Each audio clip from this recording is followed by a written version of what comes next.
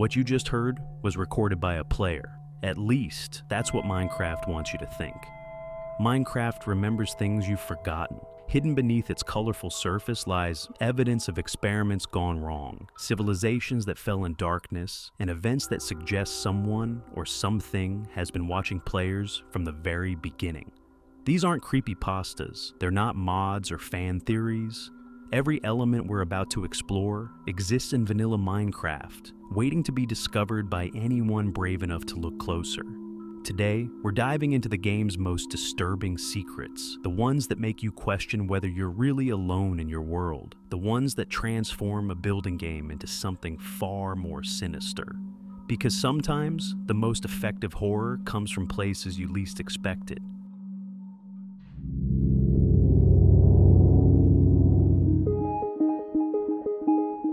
Let's start with something most players have heard, but never truly listened to. Music discs in Minecraft are supposed to be cheerful background ambience. Chirp plays sunny melodies. Cat bounces with playful energy. Mall has that nostalgic department store vibe. Then there's Disc 11. Dropped by creepers killed by skeletons, Disc 11 doesn't sound like music at all. It sounds like someone left a recording device running during the worst night of their life. The disc opens with static, old analog static like a cassette tape that's been played too many times.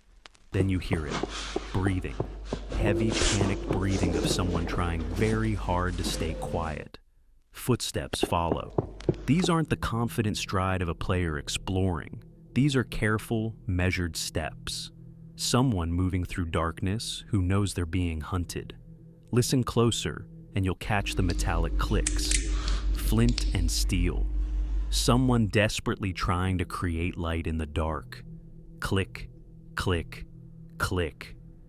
Each attempt more frantic than the last. Then comes the scraping, metal against stone, the unmistakable sound of something being dragged across a cave floor. But what could make that sound? And why does it seem to be getting closer to whoever's recording? The breathing intensifies, panic sets in, and then nothing. The disc cuts to complete silence for the remainder of its duration. No music, no ambience, just the void. But Disc 11 isn't alone. Disc 13 continues the story. Where Disc 11 feels like immediate danger, Disc 13 presents the aftermath. Echoing ambience fills empty spaces. Distant metallic clanks reverberate through what sounds like vast underground chambers. It's the audio landscape of abandonment. Places once filled with activity now left to decay.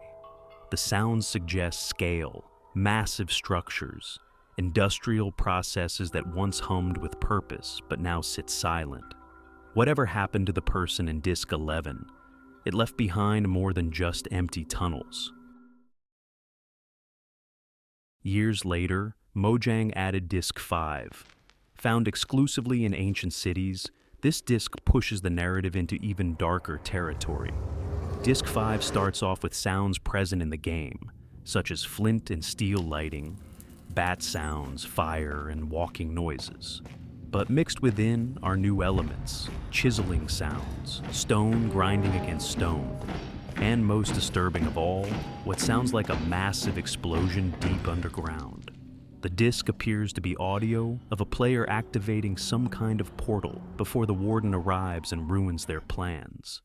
The character steps towards the portal as its hum becomes louder. The chittering sound of a skulk sensor plays as the character approaches, which then prompts the mighty roar of the warden. The community calls it a failed portal experiment. Someone tried to open a gateway to somewhere else. The attempt went catastrophically wrong. Here's what makes these discs genuinely unsettling. They exist in the game world as physical objects. Someone in Minecraft's universe recorded these events. Someone survived long enough to document their experience and leave evidence behind. Think about the implications. The breathing, the footsteps, the desperate attempts to create light. These suggest a player. But players don't record audio within the game world. Players don't leave physical evidence of their panic. unless they're not players at all. The discs hint at a civilization that predates everything you see on the surface. A civilization that delved too deep, experimented with forces beyond their understanding, and paid the ultimate price. Their recordings became artifacts, scattered across dungeons and ancient cities for future explorers to discover. What's particularly brilliant about this storytelling approach is its restraint. Mojang could have filled these discs with dramatic music or obvious monster sounds. Instead, they chose subtlety.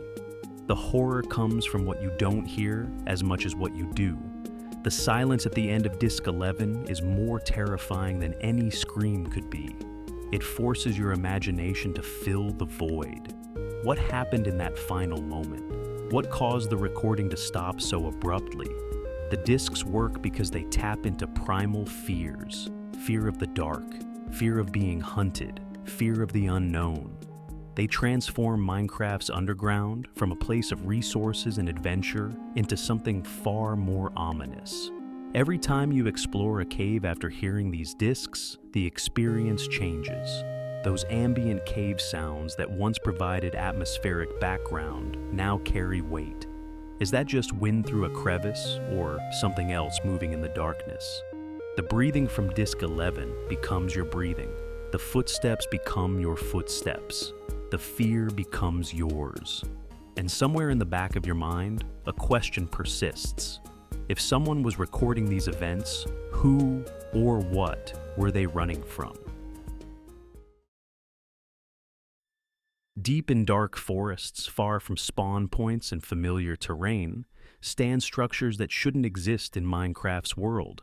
Woodland mansions are massive systematically generated structures found in dark forests, often far away from the world's spawn point. Most players know mansions as challenging raid locations, tough mobs, valuable loot, totem of undying rewards. But spend time exploring these massive structures and you'll discover rooms that have nothing to do with combat or treasure. You'll find rooms that suggest the Illagers are studying you.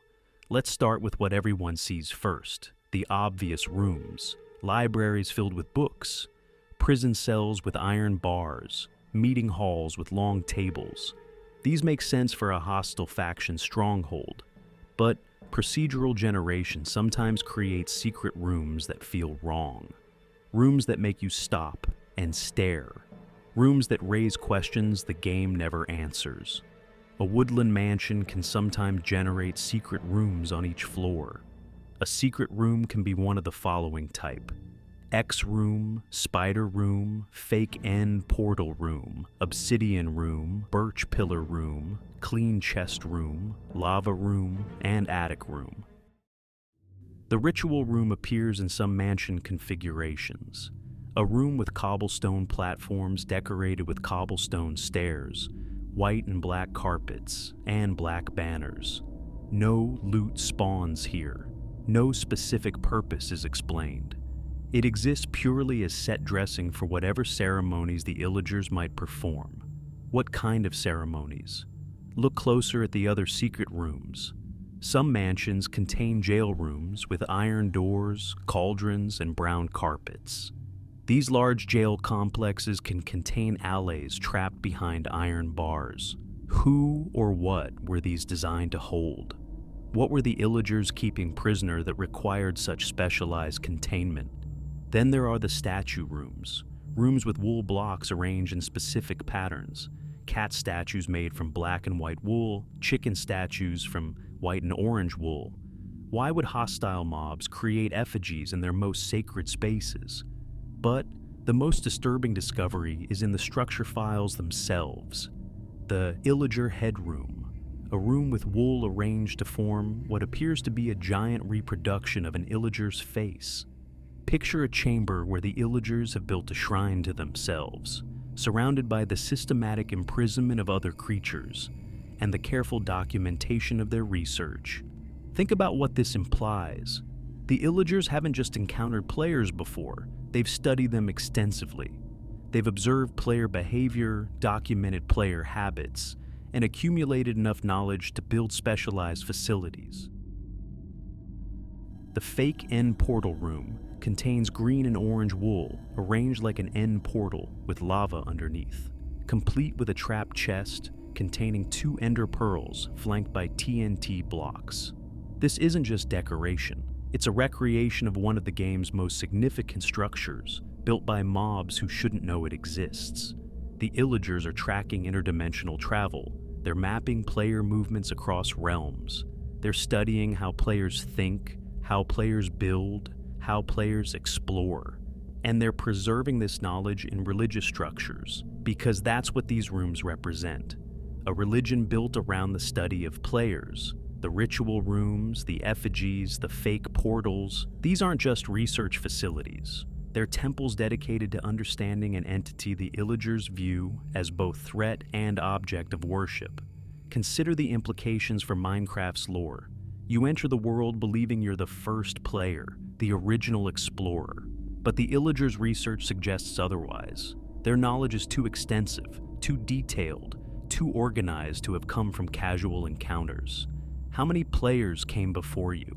How many explorers ventured into dark forests and never returned? How many subjects contributed to the Illagers' vast database of player behavior? The mansion rooms create a chilling narrative inversion.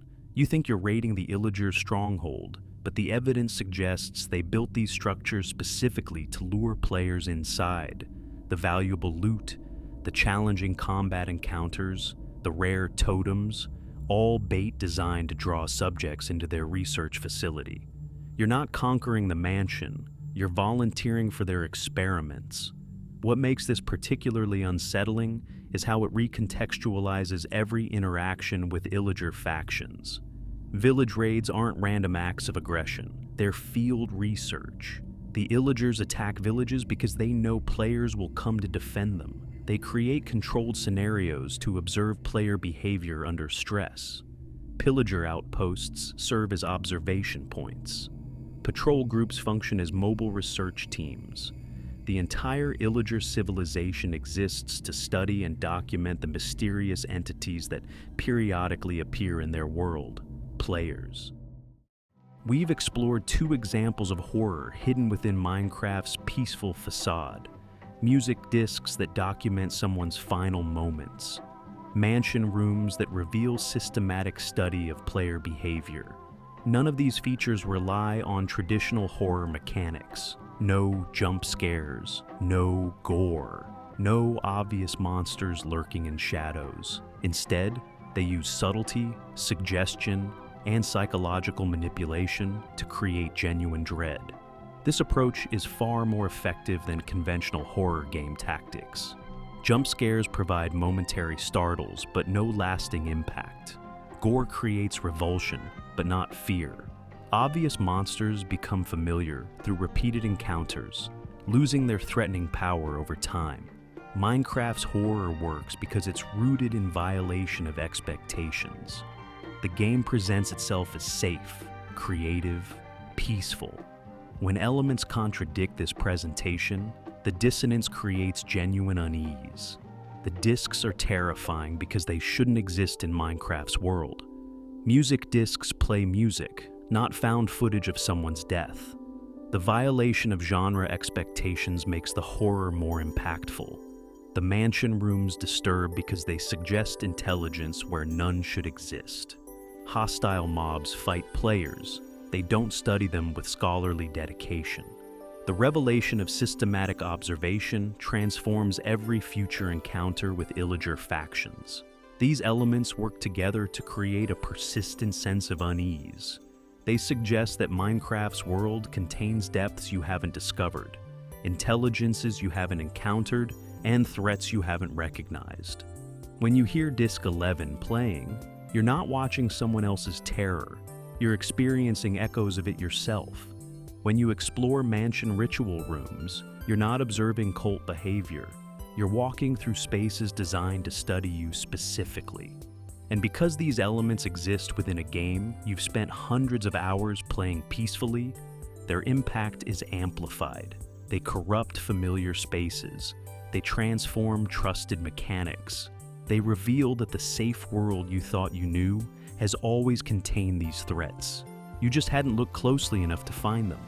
The next time you play Minecraft, listen more carefully to those ambient cave sounds. Pay attention to the placement of blocks and generated structures, because now you know the truth about Minecraft's world. It's not as empty as it appears, it's not as safe as you assumed, and it's definitely not as simple as placing blocks and building castles. Something else lives in that world, something that watches, studies, and occasionally reveals itself through carefully planted evidence. Something that knows you're there, and something that's been waiting a very long time for you to discover just how deep the rabbit hole goes.